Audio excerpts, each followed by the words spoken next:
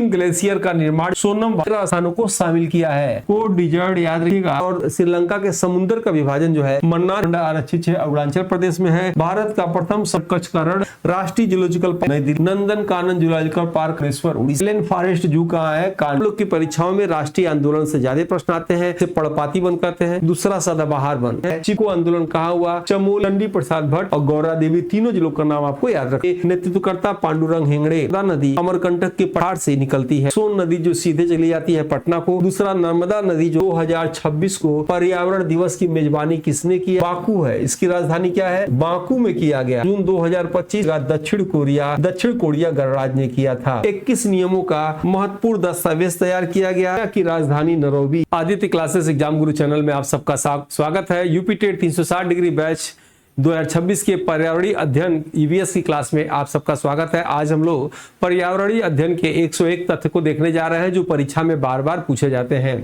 तो आइए देखते हैं हम लोग। ये चौथी क्लास है और आखिरी क्लास है। इसके बाद जो है पर्यावरण की क्लास जो है आपकी समाप्त हो गई है। अगर इसके पहले 3 क्लास न देखे हो तो देख लीजिएगा, नोट कर लीजिएगा, बहुत ही महत्वपूर्ण है। रविंद्र कुमार सिन्हा याद रखिएगा, इनको डॉल्फिन मैन ऑफ इंडिया कहते हैं। और कृत्रिम ग्लेशियर का निर्माण जो है सोनम वांगचुक ने किया था। Salim Ali Birdman of India के नाम से जाने जाते हैं, यानी सलीम अली को जो है पंछी मैन ऑफ इंडिया के नाम से जाना जाता है। आइसमैन ऑफ इंडिया के नाम से चियांग नोरफेल को कहा जाता है। इनका भी कृत्रिम ग्लेशियर बनाने में योगदान रहा। आइए देखा जाए जैव मंडल आरक्षित क्षेत्र। एक बहुत ही महत्वपूर्ण आपको प्रश्न बताने जा रहे हैं जो आपके एग्जाम में आ सकता है, निश्चित ही आएगा और आया है, मैंने देखा है। जैसे जैव मंडल आरक्षित क्षेत्र की संख्या आप देख रहे हैं कितना है? 18 है। इस 18 जैव मंडल आरक्षित क्षेत्र में यूनेस्को ने विश्व धरोहर सूची में 12 स्थानों को शामिल किया था, लेकिन एक स्थान को और शामिल किया। अब जो है यूनेस्को द्वारा जैव मंडल आरक्षित क्षेत्र जो 18 है, 18 में से 13 स्थानों को शामिल किया है। अब ये एक स्थान जो शामिल किया है वो आपके एग्जाम में आएगा। उसका नाम क्या है? उसका नाम है शीत मरुस्थल। क्या नाम है उसका? शीत मरुस्थल याद रखिएगा नाम है, या इसी को कोल्ड डिजर्ट कहा जाता है। क्या कहते हैं? कोल्ड डिजर्ट याद रखिएगा, कोल्ड डिजर्ट के नाम से जाना जाता है। यह है कहाँ? ये लाहौल स्पीति जिला में है। लाहौल स्पीति जिला ये है कहाँ? तो लाहौल स्पीति जिला जो है हिमाचल प्रदेश में है। ये आपके क्लास के लिए, जो आपके एग्जाम के लिए बहुत ही महत्वपूर्ण है, इसको ध्यान से देख लीजिएगा। आइए अब सीधे सीधे सुमेलित करने के लिए आपके एग्जाम में पूछता है कि कौन सा जो है जैव मंडल आरक्षित क्षेत्र किस जो है राज्य में है। इसको ध्यान से दिमाग में सुनिए, देखिएगा और बैठाइएगा, एग्जाम में आएगा, आपसे गलत नहीं होगा। नीलगिरी जैव मंडल आरक्षित क्षेत्र 1986 में तमिलनाडु, केरल, कर्नाटक में है। वैसे तमिलनाडु कहा जाता है, बॉर्डर पड़ता है। नंदा देवी राष्ट्रीय उद्यान एवं जैव मंडल आरक्षित क्षेत्र उत्तराखंड में है। मन्नार की खाड़ी जैव मंडल आरक्षित क्षेत्र तमिलनाडु में है।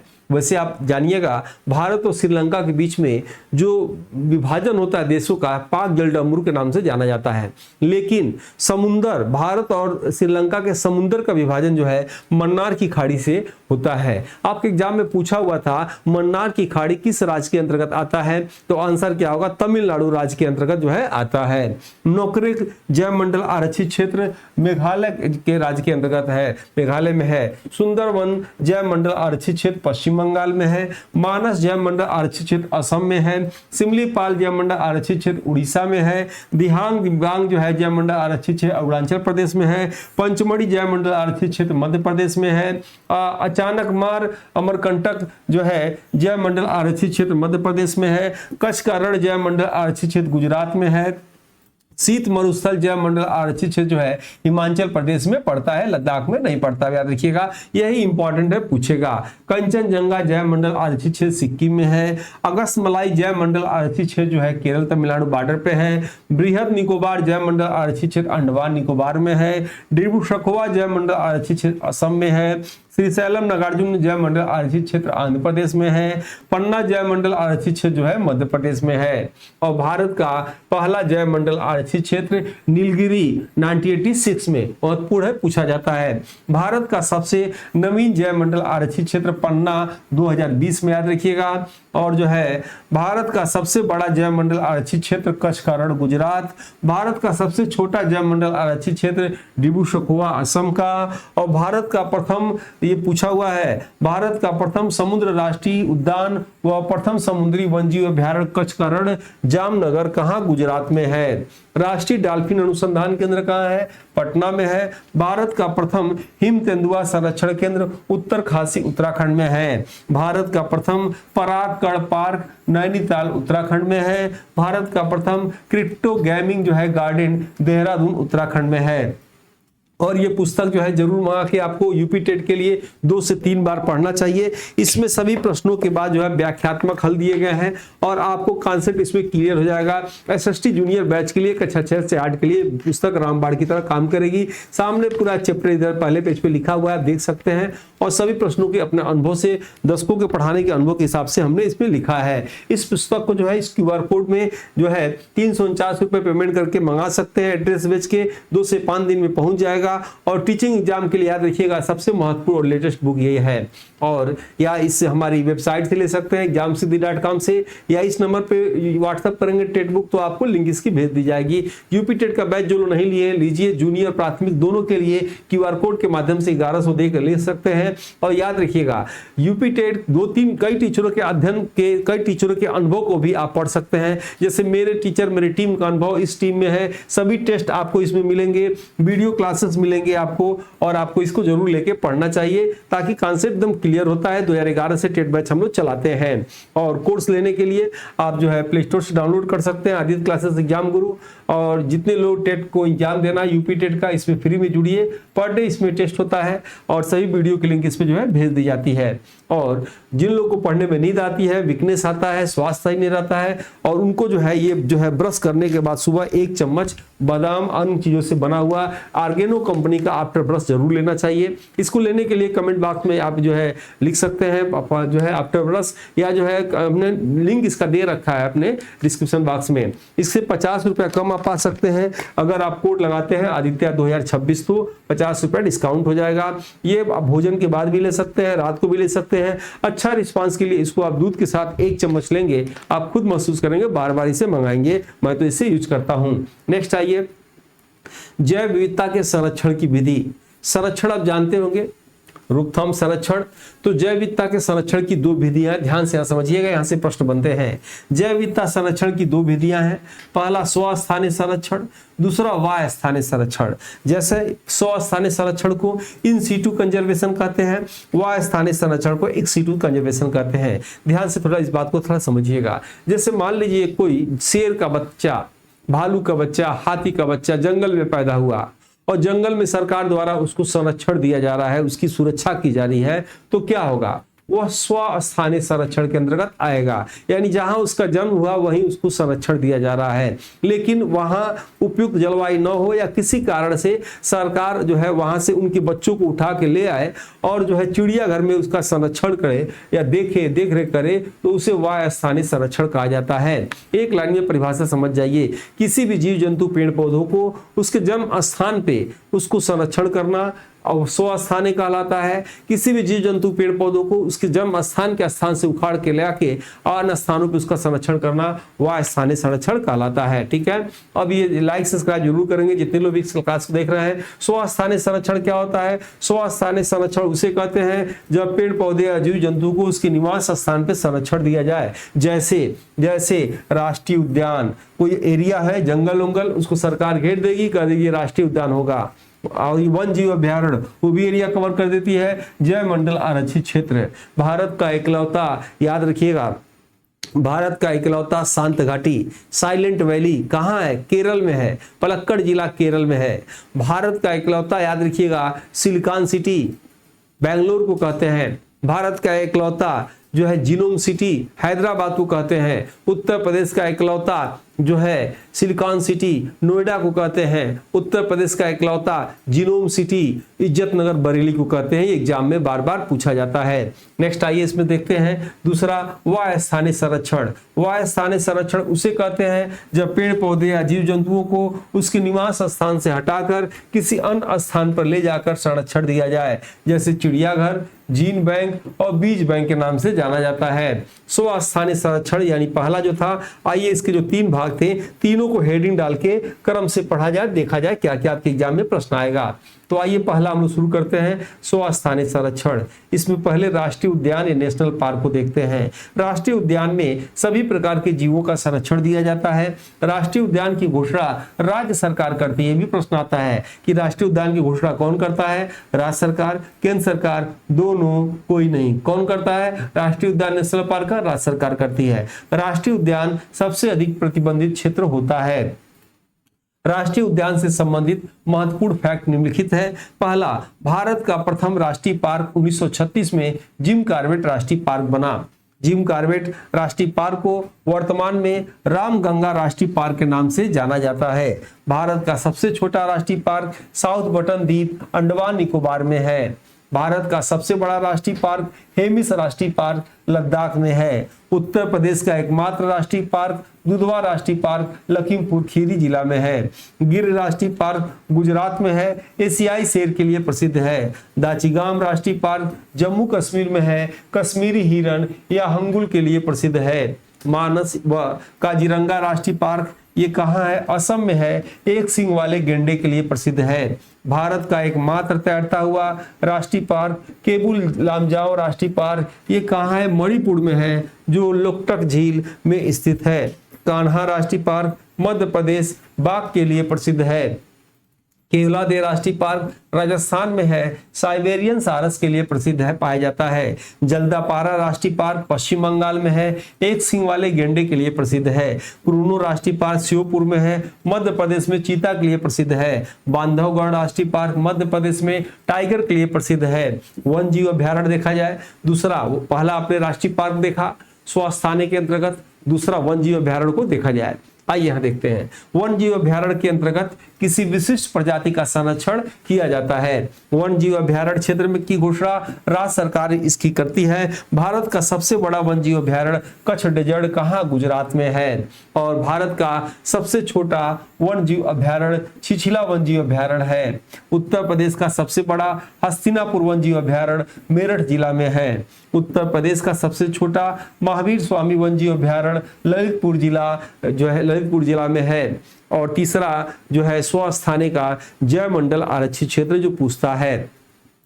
जय मंडल आरक्षित क्षेत्र की घोषणा केंद्र सरकार द्वारा होती है एवं इसके अंतर्गत जो है पारिस्थितिकी तंत्र का जो है संरक्षण किया जाता है। एक ऐसा क्षेत्र जो किसी पेड़ पौधे जीव जंतु के लिए सुनिश्चित कर दिया गया हो उसे जय मंडल आरक्षित क्षेत्र के नाम से जाना जाता है। वर्तमान में जय मंडल आरक्षित क्षेत्र की संख्या 18 है, जिसमें 13 को यूनेस्को द्वारा विश्व धरोहर सूची में जो है शामिल किया गया है। ये लाइन बहुत ही इंपॉर्टेंट है, इसे नोट कर लीजिएगा। 13वां शीत मरुस्थल कोट डिजर्ट जय मंडल आरक्षित क्षेत्र लाहौल स्पीति जिला हिमाचल प्रदेश में है, जो भारत का पहला उच्च ऊंचाई वाला शीत मरुस्थल है। याद रखिएगा, भारत का सबसे उच्च ऊंचाई वाला जो है शीत मरुस्थल कौन सा है? कोट डिजर्ट। और वर्तमान में 13वां कौन सा है? कोट डिजर्ट। याद रखिएगा, यूनेस्को द्वारा जो विश्व धरोहर सूची में शामिल किया गया है। कहाँ है? लाहौल स्पीति जिला किस प्रदेश में है? तो हिमाचल प्रदेश में है।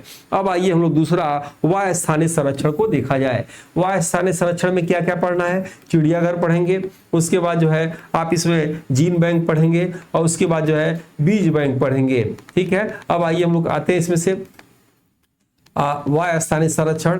वायु स्थानीय चिड़ियाघर को देखा जाए। चिड़ियाघर वह स्थान होता है जहां दुर्लभ तथा पक्षियों तथा अन्य जीवों उनके स्थान से कृत्रिम आवास क्षेत्र बनाकर उन्हें देख रेख के साथ साथ पालन पोषण किया जाता है। और भारतीय वन्यजीव संरक्षण अधिनियम 1972 की धारा 38 के अंतर्गत केंद्रीय चिड़ियाघर प्राधिकरण की स्थापना की गई है। भारत का सबसे बड़ा चिड़ियाघर अलीपुर जूलॉजिकल गार्डन कोलकाता में जो है।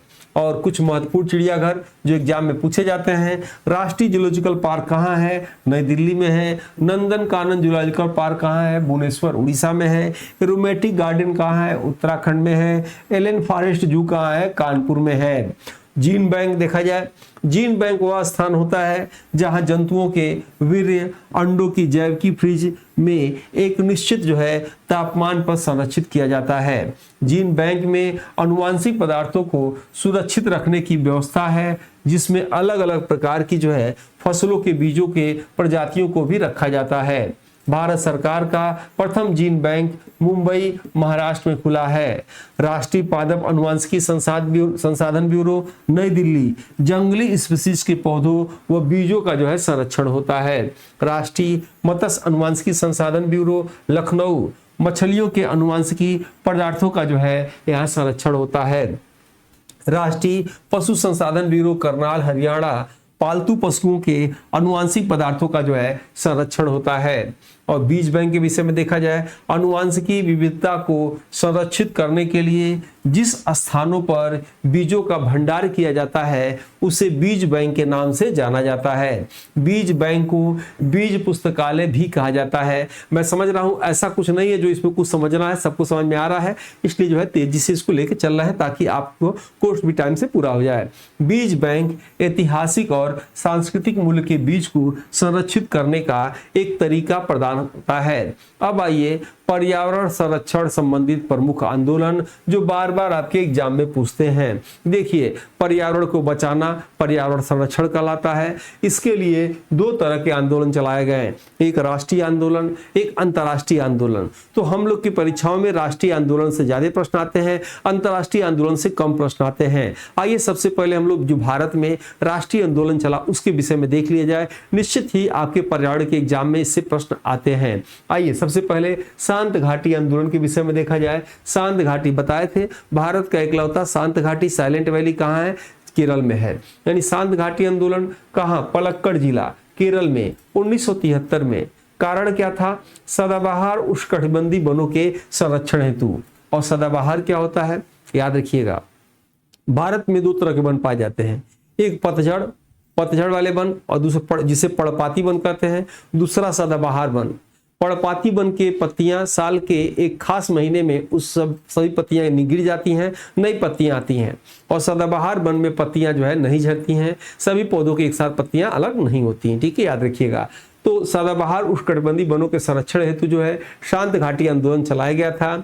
यह प्रथम आंदोलन था जिसमें समाज के शिक्षित वर्गों ने इसमें समर्थन देकर सफल किया। परिणाम स्वरूप केरल के इस क्षेत्र को साइलेंट वैली राष्ट्रीय पार्क घोषित किया गया। चिपको आंदोलन आपको देखना है। चिपको आंदोलन कहाँ हुआ? चमोली जिला उत्तराखंड में 1973 में। आपके एग्जाम में 2-3 बार पूछा हुआ है। कारण क्या था? पेड़ों की अंधाधुंध कटाई के विरोध में। नेतृत्वकर्ता कौन थे? सुंदरलाल बहुगुणा, कभी कभी एसएल बहुगुणा के नाम से एग्जाम में पूछा जाता है। चंडी प्रसाद भट्ट और गौरा देवी, तीनों जिलों का नाम आपको याद रखना होगा। पेड़ों की कटाई को रोकने के लिए वहां के लोगों ने पेड़ों से चिपक गए, पेड़ों के साथ अपने को भी कटने का निर्णय लिए, जिस कारण इसका नाम चिपको आंदोलन पड़ा। एपिको आंदोलन आइए देखा जाए। स्थान कहाँ? कन्नड़ जिला कर्नाटक में 1983 में। नेतृत्वकर्ता पांडुरंग हेगड़े। कर्नाटक के पश्चिमी घाट के जिला कन्नड़ में व्यवसायिक और औद्योगिक हितों के कारण वनों की कटाई को रोकने के लिए जो है एपिको आंदोलन हुआ था। कौन थे? पांडुरंग हेगड़े, 1983 में, कन्नड़ जिला कर्नाटक में। ठीक है, नेक्स्ट देखिएगा। बिश्नोई आंदोलन 1700 दशक में शुरुआत हुआ था राजस्थान में। नेतृत्वकर्ता गुरु जम्भेश्वर या जात्सभोजी। कारण क्या था? राजस्थान में खेजड़ी वृक्ष या समी वृक्षों के संरक्षण के लिए इस आंदोलन की शुरुआत अमृता देवी बिश्नोई द्वारा 18वीं शताब्दी में किया गया था। जंगल बचाओ आंदोलन देखा जाए। स्थान क्या है? जिला सिंह भूमि, झारखंड में। 1982 में जो है ये जो है जंगल बचाओ आंदोलन चला था। नेतृत्वकर्ता कौन थे? आदिवासी समूह। कारण क्या था? सरकार द्वारा प्राकृतिक साल वृक्षों को काटकर उनके स्थान पर व्यावसायिक दृष्टिकोण से सागौन का वृक्ष जो है लगाने के विरोध में। सरकार द्वारा इस कृत्य के कारण पर्यावरणविदों द्वारा इसे राजनीति लालच भी कहा गया। किसको? जंगल बचाओ आंदोलन को। नेतृत्वकर्ता कौन था? तो आदिवासी पूरे ग्रुप के समूह थे। सिंह भूमि झारखंड में हुआ था। नर्मदा बचाओ आंदोलन पूछा जाता है, कहाँ हुआ था? स्थान क्या था? तो मध्य प्रदेश, महाराष्ट्र और गुजरात, क्योंकि नर्मदा नदी अमरकंटक के पठार से निकलती है। अमरकंटक के पठार से दो प्रमुख नदियों का नाम आपको याद होना चाहिए। एक सोन नदी जो सीधे चली जाती है पटना को, दूसरा नर्मदा नदी जो वहां से निकल के जो है छत्तीसगढ़, मध्य प्रदेश से होते हुए आपका गुजरात को चली जाती है और महाराष्ट्र होते हुए, यानी ये जो है इन राज्यों को स्पर्श करती है। नेतृत्वकर्ता मेधा पाटेकर थे, लेकिन बाबा आमटे का भी नाम आता है और उधंती राय का भी आता है, सुंदरलाल बहुगुणा का भी आता है। कारण क्या था? नर्मदा नदी जो अमरकंटक की पठार मध्य प्रदेश, छत्तीसगढ़, गुजरात से खम्बात की खाड़ी तक जाती है, उस पर सरदार सरोवर बहुउद्देशीय बांध परियोजना के साथ साथ नर्मदा नदी के सहायक नदियों पर अधिक बांध बनाने के विरोध में यह नर्मदा बचाओ आंदोलन किया गया था। इस बांध परियोजना में बनने से जो है वन भूमि व कृषि भूमि आदि को नुकसान होने का खतरा था। अतः सुप्रीम कोर्ट के आदेश से इस बांध की ऊंचाई कम की गई। इस आंदोलन की शुरुआत 1985 में हुआ था। मैत्री आंदोलन कहाँ हुआ था? चमोली जिला उत्तराखंड में 1994 में हुआ था। नेतृत्वकर्ता कल्याण सिंह रावत थे। कारण क्या था? वृक्षारोपण को विवाह आदि सांस्कृतिक कार्यक्रम के दौरान बढ़ाने के लिए।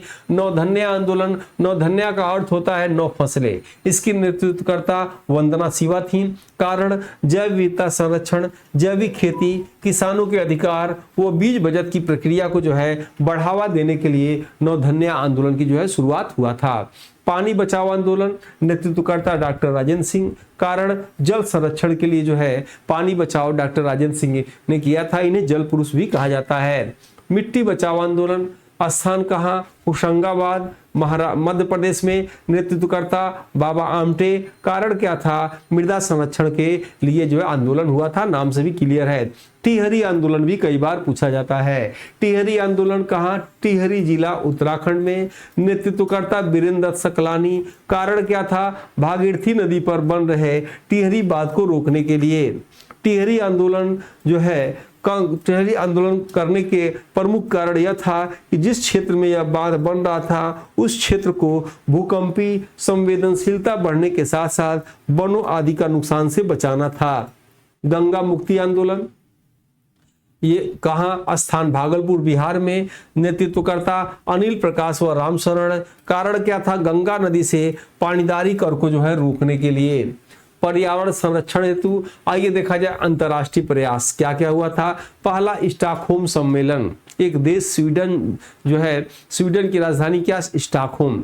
यह सम्मेलन स्वीडन की राजधानी स्टॉकहोम में 5 जून 1972 को पर्यावरण से संबंधित प्रथम सम्मेलन था। इसी कारण प्रत्येक वर्ष 5 जून को पर्यावरण दिवस मनाया जाता है। लेकिन अगर आपके एग्जाम में पूछ दे 5 जून 2026 को पर्यावरण दिवस की मेजबानी किसने किया, तो क्या आंसर होना चाहिए? अजरबैजान। अजरबैजान की राजधानी जानते हैं क्या है? बाकू है। इसकी राजधानी क्या है? बाकू में किया गया। याद रखिएगा, आपके एग्जाम के लिए महत्वपूर्ण है। लेकिन यही प्रश्न 5 जून 2025 पूछे, इसकी मेजबानी कौन किया था? तो याद रखिएगा दक्षिण कोरिया गणराज्य ने किया था। एकदम आपको याद होना चाहिए, ठीक है। और जो है नेक्स्ट इसमें से देखेंगे, इस सम्मेलन का उद्देश्य सभी के लिए एक पृथ्वी सिद्धांत का प्रतिपादन किया गया। प्रथम पर्यावरण दिवस औपचारिक रूप से 1974 में मनाया गया और शुरू किसने किया? अमेरिका ने। थीम क्या था? ओनली वन अर्थ थीम था, ठीक है। नेक्स्ट देखिएगा, प्रथम अंतरराष्ट्रीय पृथ्वी सम्मेलन स्टॉकहोम सम्मेलन 1972 की 20वीं वर्षगांठ के तौर पे आयोजित किया गया। इस सम्मेलन को 1992 ईस्वी के ब्राजील के रियो डी जेनेरियो में आयोजित किया गया, इसलिए इसे रियो सम्मेलन के नाम से भी जाना जाता है। इस सम्मेलन में 21वीं सदी के 21 नियमों का महत्वपूर्ण दस्तावेज तैयार किया गया, जिसे एजेंडा 21 नाम से जाना जाता है। अब इसे पृथ्वी प्लस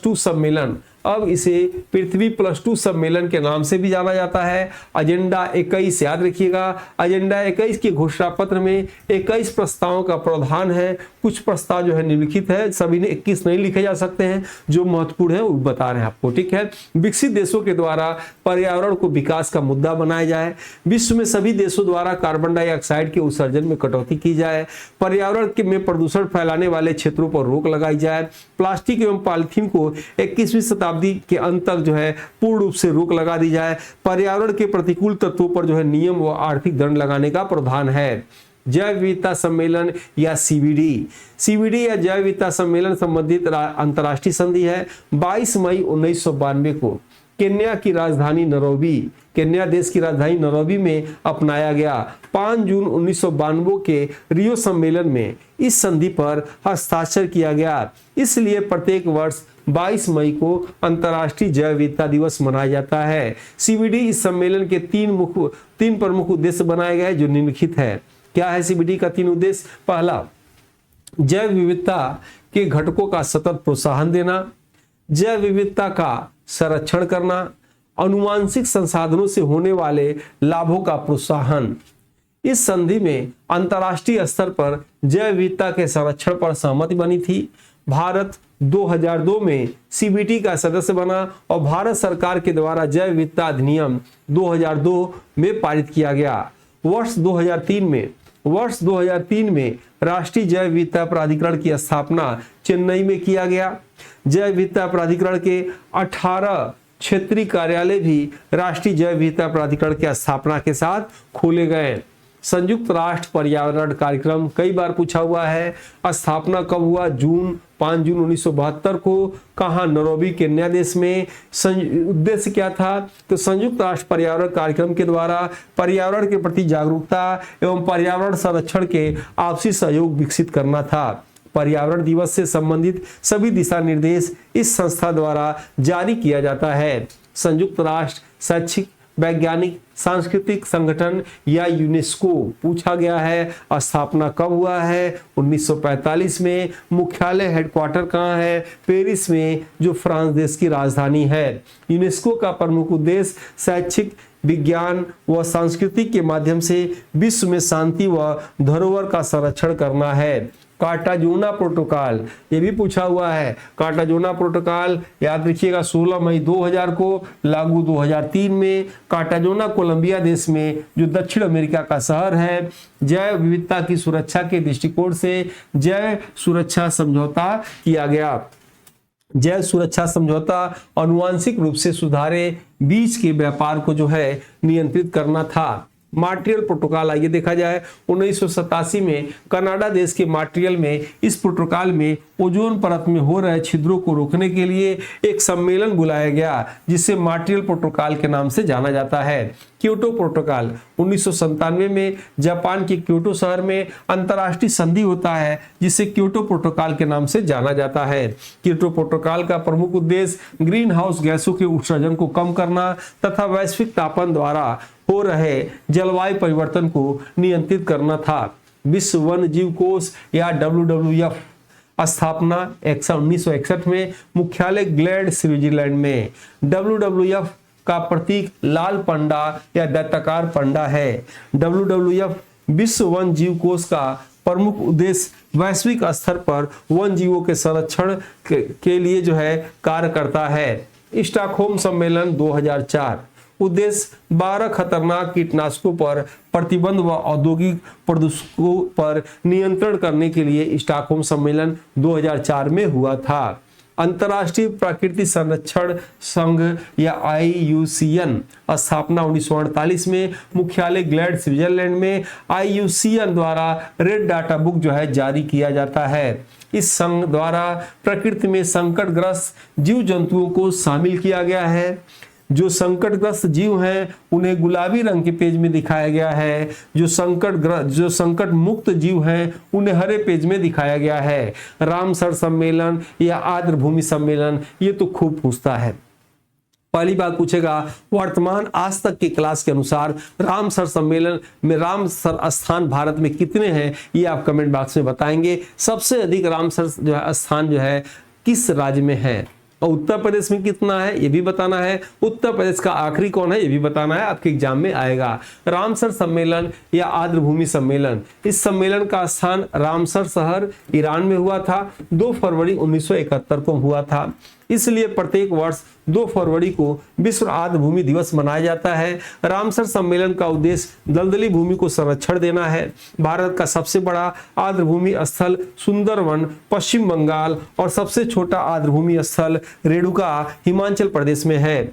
भारत का प्रथम कृत्रिम आर्द्र भूमि स्थल हरिकेज बैराज है। हरिकेज बैराज कहाँ है? सतलज नदी पे है, याद रखिएगा। इसी से सब भारत की सबसे लंबी नहर इंदिरा गांधी नहर जो है निकलती है। नगोया प्रोटोकॉल, जापान के नगोया शहर में 2010 में, परंतु नगोया प्रोटोकॉल को 2014 में लागू किया गया। नगोया प्रोटोकॉल का उद्देश्य भी जैव विविधता संरक्षण है। जापान के आइची प्रांत में आयोजित CBD के 10वें सम्मेलन को आइची जो है लक्ष्य जो है कहा गया। पेरिस जलवायु समझौता, यह जलवायु परिवर्तन पर बना एक अंतर्राष्ट्रीय समझौता है। इसे 2015 में तैयार किया गया। इसका मुख्य उद्देश्य ग्रीन हाउस गैस उत्सर्जन को कम करना और 2030 तक उत्सर्जन में लगभग 50% की कटौती करना है। पेरिस जलवायु समझौता कोप 21 को 2015 में तैयार किया गया तथा इसे 2016 में लागू किया गया। पर्यावरण संबंधित परीक्षा उपयोगी अन्य महत्वपूर्ण फैक्ट आपको एक लाइन में दे दिया गया है। इस जो है चैप्टर का आखिरी पोर्शन है, ध्यान से देखिएगा, आपके एग्जाम में इससे भी प्रश्न आते हैं। और मैं पढ़ाते पढ़ाते भूल जाता हूं, वीडियो को लाइक सब्सक्राइब शेयर जरूर करिएगा। अपने ग्रुप में इस वीडियो का लिंक शेयर जरूर करिएगा ताकि अन्य लोग भी इस वीडियो का लाभ उठा सकें। आपकी भांति आप सबसे रिक्वेस्ट है, अगर वीडियो आपको अच्छा लगता हो तो, यहां तक आप वीडियो देखते देखते आ गए हो तो, वरना आगे आपकी मर्जी, आप स्वतंत्र हैं। नेक्स्ट देखिएगा, पर्यावरण संबंधित परीक्षा उपयोगी अन्य महत्वपूर्ण तथ्य में पहला यह देखिएगा, green house effect. Green house effect की संकल्पना 1824 में जोसेफ फोरियर ने दिया था। कार्बन डाइऑक्साइड पेड़ पौधों के लिए जीवनदायी गैस होता है और जीव जंतुओं के लिए नुकसानदायक गैस होता है। विश्व का सबसे कम कार्बन उत्सर्जक देश भूटान है, या कार्बन निगेटिव देश भी भूटान को कहा जाता है। ओजोन संरक्षण के लिए सम्मेलनों में वियना, मॉन्ट्रियल, हेल्सिंकी, लंदन सम्मेलन हुआ था। यदि प्रकृति द्वारा पृथ्वी के बाहर गैसों का आवरण नहीं होता या कृत्रिम ग्रीन हाउस प्रभाव नहीं होता तो पृथ्वी का तापमान -18 डिग्री या 0 डिग्री फ़ारेनहाइट होता। इस और हरित गृह प्रभाव में गैसों का घनत्व अधिक होने से जलवायु परिवर्तन जैसी समस्या उत्पन्न हो रही है। कल क्लास में इसको डिटेल समझाए थे चित्रों के माध्यम से। मानव गतिविधियों से उत्पन्न प्रदूषक को एंथ्रोपोजेनिक कहा जाता है। मानव के नेत्र जलन का प्रमुख कारण पैराक्सी एसिटिल नाइट्रेट या PAN होता है। PAN पौधों के क्लोरोप्लास्ट के लिए नुकसानदायक प्रकृति का होता है। सबसे अधिक ध्वनि प्रदूषण जेट विमानों से होती है। सबसे अधिक वायु प्रदूषण कार्बन मोनोऑक्साइड से होती है। सबसे अधिक जल प्रदूषण सल्फर डाइऑक्साइड से होती है। सबसे अधिक जल प्रदूषण चमड़ा उद्योग के मलबे से भी होता है। भूमिगत जल आर्सेनिक के कारण दूषित हो जाता है। कोयला के जलने से कोयला का सूक्ष्म कण धुएं के साथ हवा में तैरते हैं और श्वसन संबंधित रोग उत्पन्न करते हैं, जिन्हें फ्लाई ऐश के नाम से जाना जाता है। भारतीय समुद्री संगठन का मुख्यालय पणजी गोवा में है, वैसे गोवा की राजधानी भी पणजी है। अंतर्राष्ट्रीय समुद्री संगठन का मुख्यालय लंदन ब्रिटेन में है। वायु में धुएं और कुहासे का मिश्रण को स्मांग कहते हैं। 3 दिसंबर 1984, कहीं 2 दिसंबर भी लिखा रहता है, 2-3 दिसंबर 1984 को भोपाल मध्य प्रदेश में यूनियन कार्बाइड कंपनी के कीटनाशक संयंत्र से मिथाइल आइसोसाइनाइड या MIC गैस के रिसाव के कारण भोपाल गैस कांड 1984 में हुआ था। जल को शुद्ध करने के लिए क्लोरीन गैस, ब्लीचिंग पाउडर का भी प्रयोग किया जाता है। विश्व का सबसे बड़ा नाभिकीय दुर्घटना चेर्नोबिल यूक्रेन में 1986 में हुआ था। GD अग्रवाल को पर्यावरण इंजीनियर के नाम से भी जाना जाता है। माइक पांडे को हीरो ऑफ एनवायरनमेंट के नाम से भी जाना जाता है। भारत में राष्ट्रीय हरित न्यायाधिकरण की स्थापना 18 अक्टूबर 2010 को किया गया, जिसका उद्देश्य पर्यावरण, वन, प्राकृतिक संसाधनों का संरक्षण है। भारत में पर्यावरण विभाग की स्थापना 1980 में किया गया। अब पर्यावरण संरक्षण हेतु राष्ट्रीय अंतर्राष्ट्रीय प्रयास के कुछ पॉइंट को देख लिया जाए जो एग्जाम में पूछा जाता है।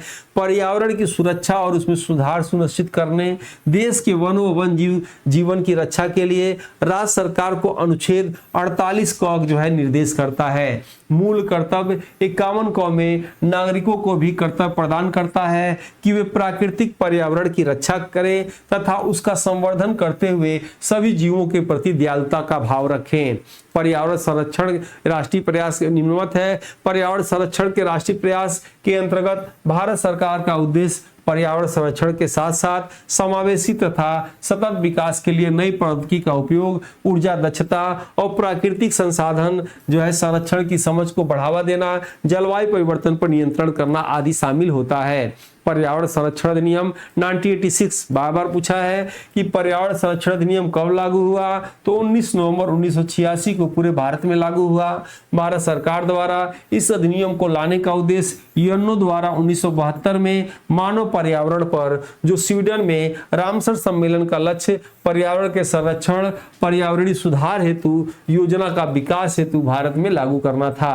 नेक्स्ट है पर्यावरण संरक्षण के अंतर्गत केंद्र सरकार को निम्नलिखित नियम लागू करने का निर्देश है। पहला, पर्यावरण प्रदूषण को रोकना व नियंत्रण करना, पर्यावरण की गुणवत्ता की सुरक्षा सुधार करना, पर्यावरण के संरक्षण हेतु केंद्र सरकार की किसी अधिकारी को नियुक्त करना और पर्यावरण के प्रतिकूल उद्योग कल कारखाने को रोकना या आवश्यकता पड़ने पर प्रतिबंधित कर सकती है। जल, वायु, मृदा की गुणवत्ता बनाए रखना, प्रदूषण के कारण होने वाली विभिन्न दुर्घटनाओं को रोकने व प्रतिबंध करने का उपाय करना। राष्ट्रीय सौर मिशन, इसकी शुरुआत 2010 में हुआ। राष्ट्रीय सौर मिशन का उद्देश्य 2022 तक 100 गीगावाट ऊर्जा उत्पादन का लक्ष्य जो है रखा गया है और 2015 में इसका लक्ष्य 22 गीगावाट ऊर्जा का लक्ष्य रखते हुए इसका नाम जवाहरलाल नेहरू राष्ट्रीय सौर मिशन से राष्ट्रीय सौर मिशन कर दिया गया। राष्ट्रीय सतत कृषि मिशन में देखा जाए इसकी स्थापना 1 अप्रैल 2010 में किया गया। राष्ट्रीय सतत की कृषि मिशन का उद्देश्य कृषि अनुसंधान, सूखा को रोकने के उपाय, वातावरणीय जोखिम का प्रबंध करना है। और राष्ट्रीय जैव ऊर्जा मिशन 2016 में स्थापना किया गया। राष्ट्रीय जैव ऊर्जा मिशन ऊर्जा मंत्रालय के अधीन कार्य करता है जिसका उद्देश्य बायोमास इकाइयों को सहायता प्रदान करता है तथा जैव ऊर्जा को जो है प्रोत्साहित करना है।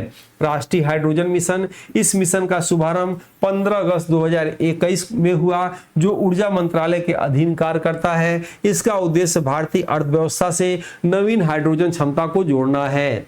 राष्ट्रीय ग्रीन इंडिया मिशन, इस राष्ट्रीय ग्रीन इंडिया मिशन का शुभारंभ 2014 में। राष्ट्रीय ग्रीन इंडिया मिशन का लक्ष्य भारत के घटते वन क्षेत्र का संरक्षण, वन क्षेत्र में वृद्धि करना, जलवायु परिवर्तन का अनुकूल जो है उपाय करना है। वन संरक्षण अधिनियम 1980, वन संरक्षण अधिनियम, देखिए कंटेंट तो शॉर्टकट में रखे गए हैं, कोई ऐसा कंटेंट नहीं जो आपके एग्जाम में न पूछे, लेकिन लंबा जरूर है लेकिन आपके लिए महत्वपूर्ण है, इसलिए ध्यान से देखिएगा।